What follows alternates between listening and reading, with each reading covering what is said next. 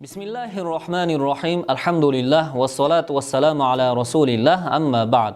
Assalomu alaykum va rahmatullohi va barakatuh. Bugun islom olamida ayanchli oqibatlarga sabab bo'layotgan, jaholat tufayli turli fitnalarga zamin yaratayotgan masalalardan biri takfir borasida suhbatlashamiz.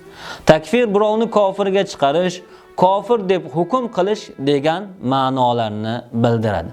Shariatda musulmon ekanligiga qarshi dalil topilmagunigacha u musulmon deb hukm qilinadi.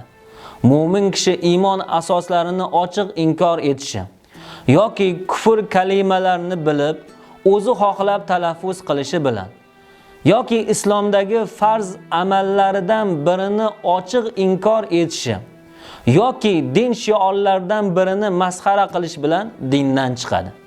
Shunday bo'lsa-da darrov u kofirlikka hukm qilinmaydi, balki bu shar'iy masala bo'lib, bu qozi va muftiylarning ishi hisoblanadi. Rasulimiz sollallohu alayhi va sallam musulmonni kofirga chiqarish xatari borasida bir qancha hadislarida bayon qilganlar. Sunani Abi Dovudda keladi, Rasulimiz sollallohu alayhi va sallam Salasatun min aslil iman. 3 ta narsa iymonning aslidandir. La ilaha illalloh Muhammadur Rasululloh degan kishiga tegmaslik, uni gunohi tufayli kofir demaymiz, uni amali tufayli islomdan chiqarmaymiz dedilar. Imom Buxoriy bobomiz rivoyat qilgan hadisda Nabiy sallallohu alayhi va sallam va man qadhafa mu'minan bi kufrin fa huwa ka qatlihi. Kim mu'minni kofirga chiqarsa, uni o'ldirgandek gunohkor bo'ladi dedilar. Ushbu hadisni sharhlagan ulamolarimiz mu'minni nohaq o'ldirgan qancha gunohkor bo'lsa, uni kofirga chiqargan ham shuncha gunohkor bo'ladi deydilar. Asrimiz ulamolaridan Muhammad Said Ramazon Buti aytadilarki, men sahobalardan birortasi mu'minni kofirga chiqarganligini topmadim dedilar. Hatto tobiinlarning davrida turli toifalar, xavorijlar, mu'taziliylar yoki bo'lmasa jahmiylar chiqqanda ham tobiinlardan birortasi ularni kofirga chiqarmadi.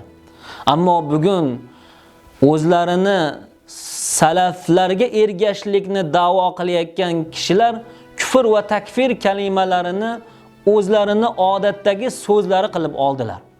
Hattoki ular ushbu so'zlarni Alloh subhanahu va taologa qurbat hosil qiladigan tasbihlar o'rnida ishlatadigan bo'lib qoldilar deb afsus bilan eslaydilar.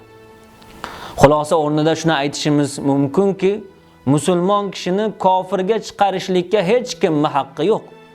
Rasulimiz sollallohu alayhi va sallam, sahobalar, tobiinlar va ulardan keyingi barcha ulamolarimiz musulmonni gunohi tufayli murtad yoki kofirga chiqarmaganlar.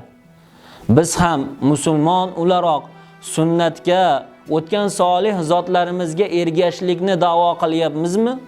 Ularning yo'lini mahkam tutishimiz lozim bo'ladi. Assalomu alaykum va rahmatullohi va barakatuh.